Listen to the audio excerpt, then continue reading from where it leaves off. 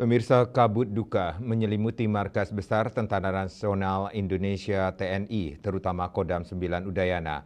Perwira Tinggi Staf Ahli Tingkat 3 Bidang Sosbud, Kumham, dan Narkoba, Panglima TNI, Maijen TNI Harvendi SIP MSI, tutup usia Rabu pagi 24 Juli 2024.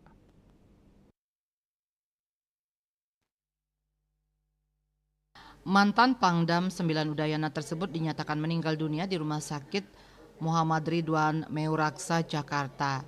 Kepala Penerangan Kodam Kapendam 9 Udayana, Kolonel Infantri Agung Udayana, dalam keterangan persnya menyampaikan Maijen Harvendi pingsan usai berolahraga di lapangan Tridek Mabes TNI pukul 8.20 WIB.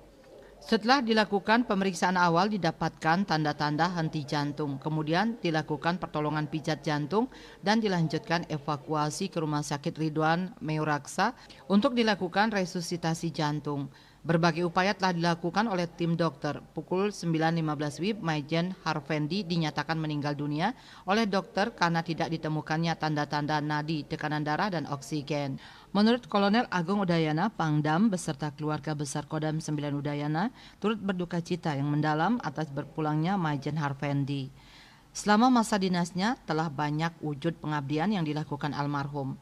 Kapendam Agung Udayana mengungkapkan saat menjadi Pangdam 9 Udayana, Maijen TNI Harvendi merupakan sosok yang bijaksana.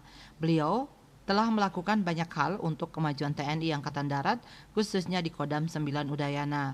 Sosoknya sangat humanis dan dirindukan oleh para anggotanya. Lebih lanjut, Kapendam Agung mengatakan bahwa almarhum meninggalkan seorang istri dan anak. Bali Post melaporkan.